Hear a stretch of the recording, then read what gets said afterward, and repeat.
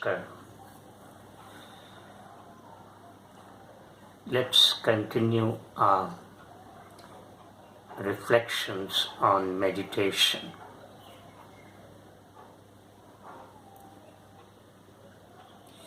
The ultimate goal of yoga is meditation. You may practice any anga propounded by Patanjali. You may observe and follow the virtues stipulated in Yama and Niyama. You may practice asana, pranayama, pratyahara and dharana. But if it is not accompanied by dhyana, the purpose of yoga is completely defeated. Yoga has no meaning at all.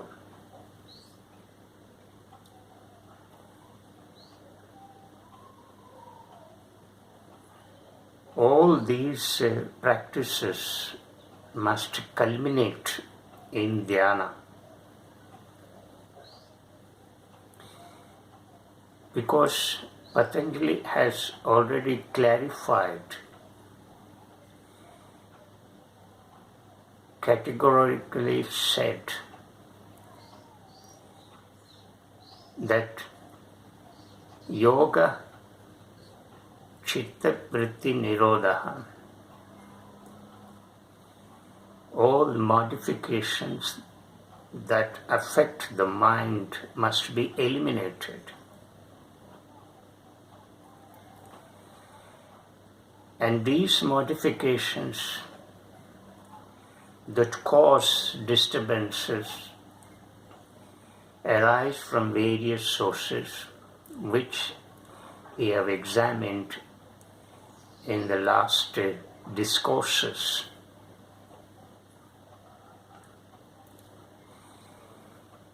So when the modifications are eliminated, then mind gets stabilized. Mind will not move here and there. It will not be unsteady, because all distractions are removed. And now this mind is ready to plunge into dhyana. This mind is required, this stable mind is required for dhyana. Hence,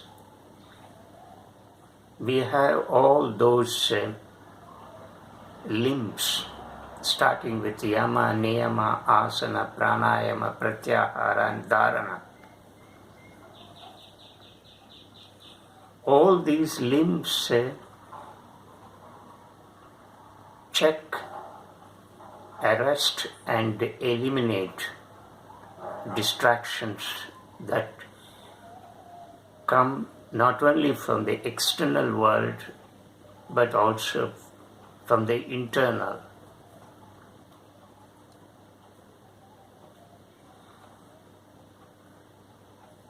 So the prerequisite for dhyana is a stable mind, and that stable mind is achieved through these practices.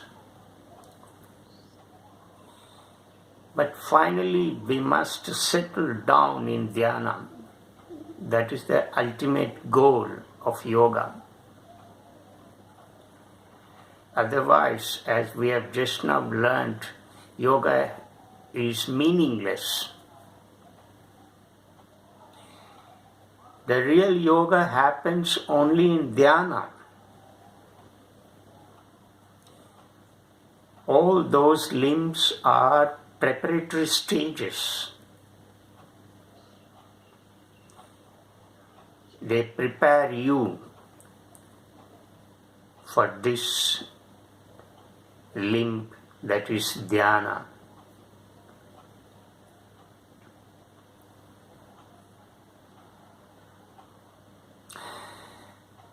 And we have learnt what Dhyana is.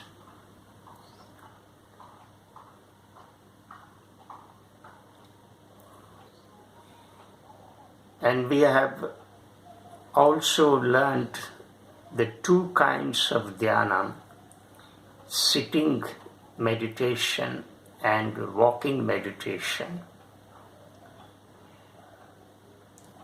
The sitting meditation can be practiced in the early hours and walking meditation in the evening. The speaker has suggested these two forms of meditation in order to strike a balance between the internal and the external.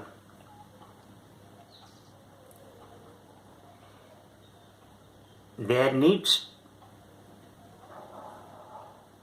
harmony between the two, the internal and the external. In the sitting meditation, we sit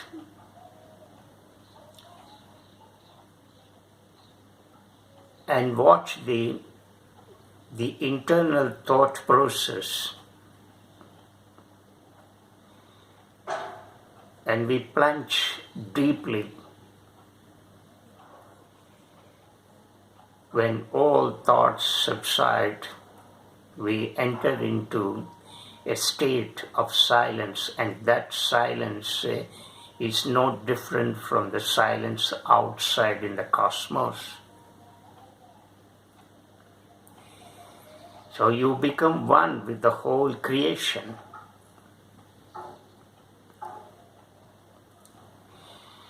And this is what we experience in sitting meditation.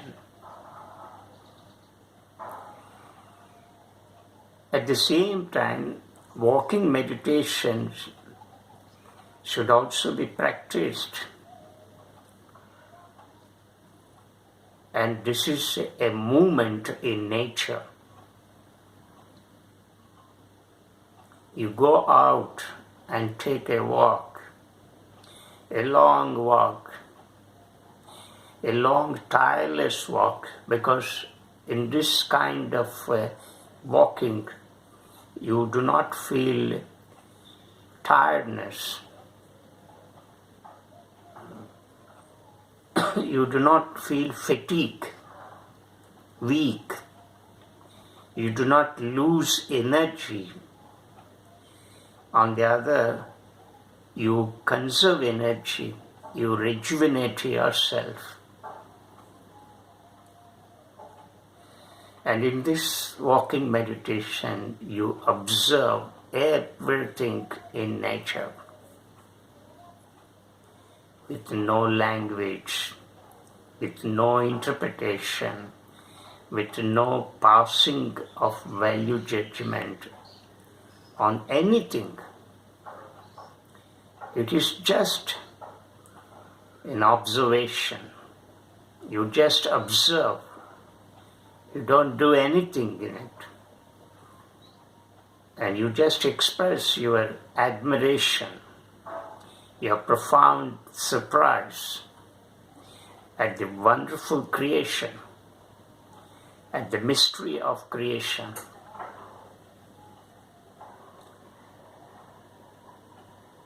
And this mystery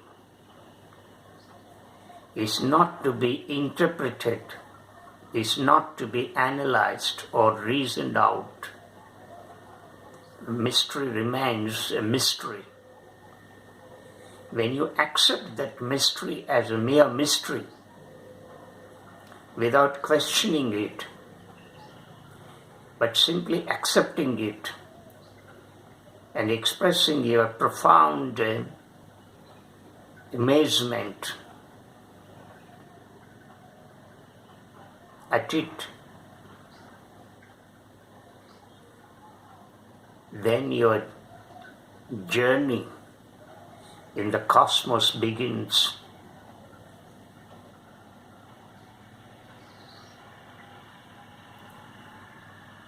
You are with the whole creation.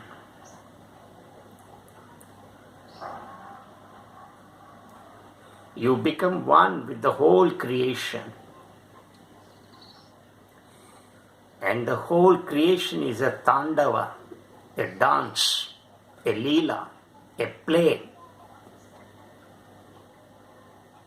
And you are a part of that play, that dance. And nothing else.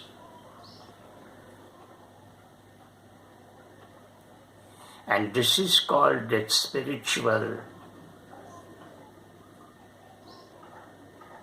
There arises spirituality.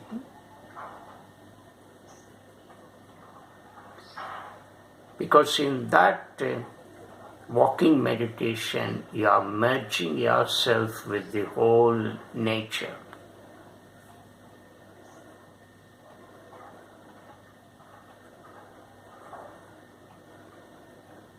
And this needs to be practiced. The more you walk, the more you enjoy yourself, the more you can perceive the beauty of creation. There is so much beauty all around. We are missing it every moment. On the other, we are more concerned about our living, our future.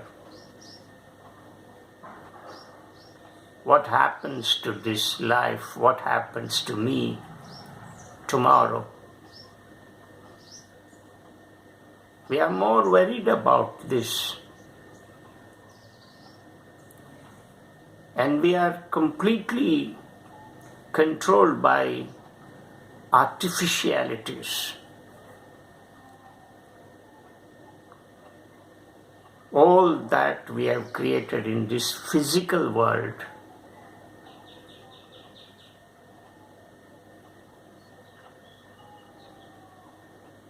is now controlling us, and we have become slaves to that.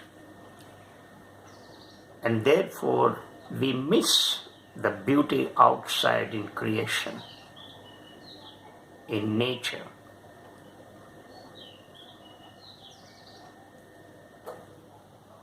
So in walking meditation, you celebrate the wonderful creation outside, and also your own creation, which is a part of this whole creation. It is a mere celebration and nothing else. And when you participate in this kind of celebration,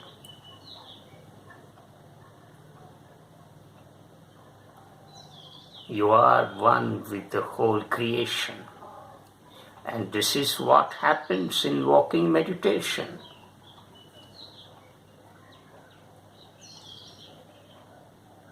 But meditation doesn't mean that it should happen in a particular time and particular place.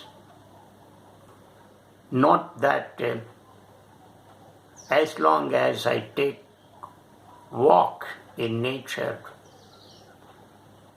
as long as I sit meditation should happen. But the state of meditation that you experience in sitting and while walking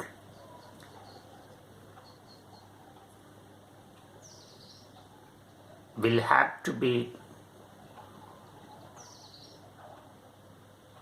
carried out every moment. Every moment of your living will become a meditative living.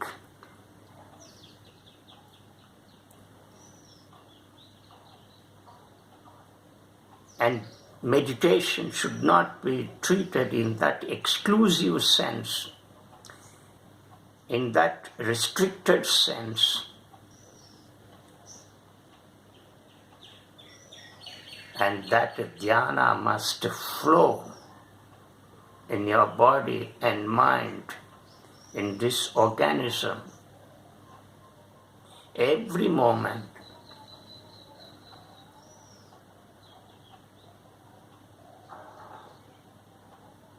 And this dhyana creates more awareness in you. When you become more aware of yourself and the environment outside of you, then you will not falter in your living.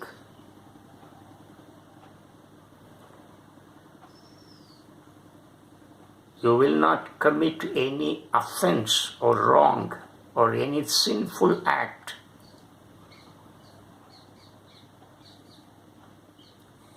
You will not live only for yourself, but you will live for others too.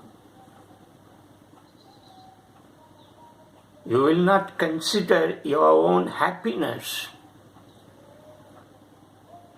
but you think that your happiness lies in others' happiness. And that happiness is extended and shared.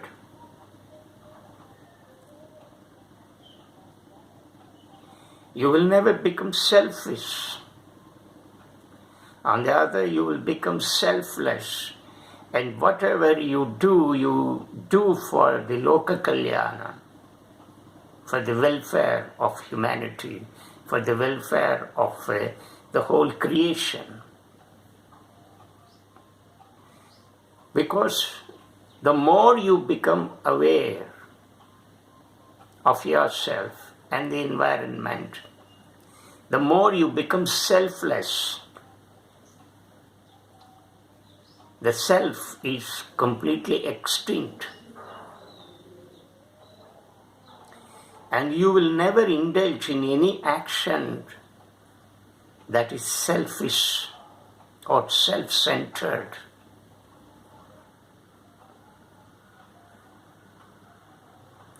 Every action of yours will become beautiful and perfect.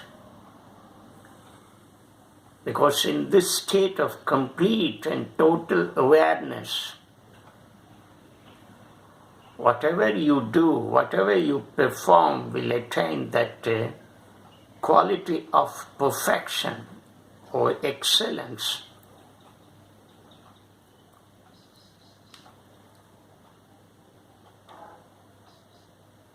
How you move and live every moment, moment by moment. And that is what Dhyana does.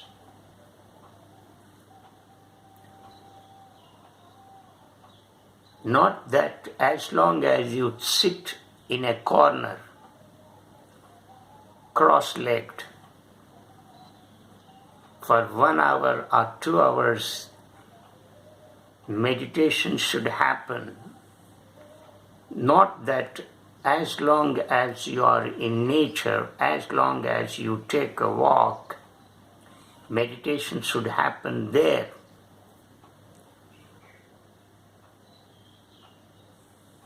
Meditation should flow. And whatever that you undergo in the sitting meditation and walking meditation should be synchronized, and it should flow in your body and mind. And the whole of your life becomes Dhyana. You will be in the state of Dhyana every moment. Then you have achieved the goal of yoga.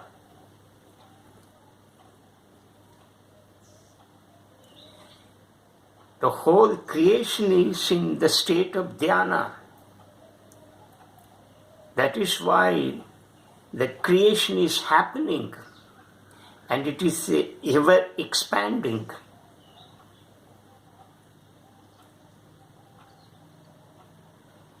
Unfortunately, we do not see and recognize and realize it.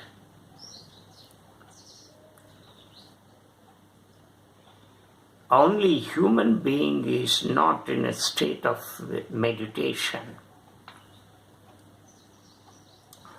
And therefore we have all this chaos, violence in our living.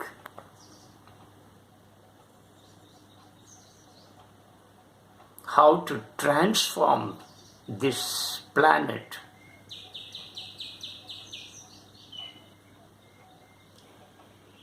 into a more beautiful one,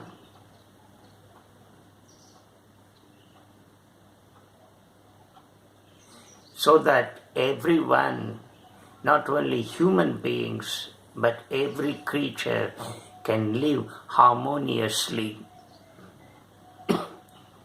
with a sense of coexistence.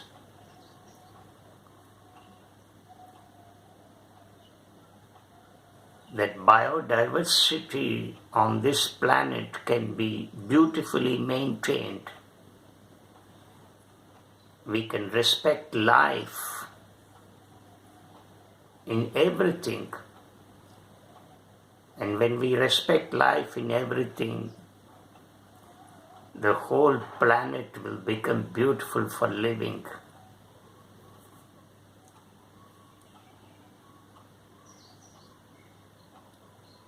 Much of the destruction that is happening in nature can be stopped.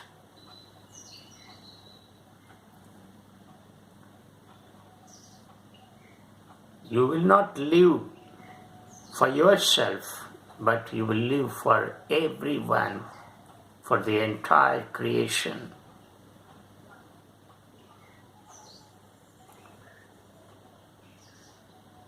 You will not achieve peace in yourself, but that peace in you will be expanded.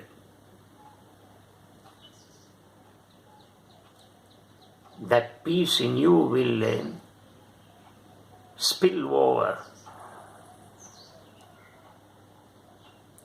and it will have its reflection and impact on the surroundings. If every one of us can attain that state and lead such a life, this whole planet can be transformed.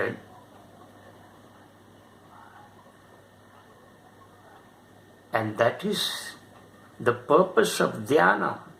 And that is what exactly happens when you practice Dhyana.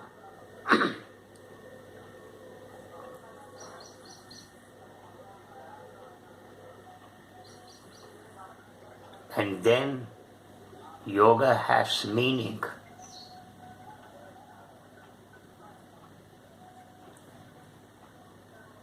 All life is yoga.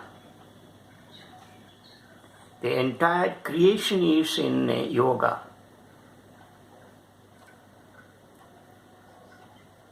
Yoga here means maintaining that balance and harmony, perfect balance and harmony.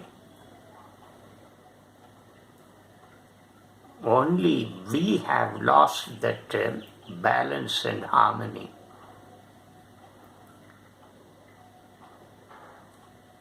We need to recreate that balance and harmony in us so that we can establish perfect communion with the whole creation. And that is yoga. And that is the ultimate goal of yoga. Namaskar.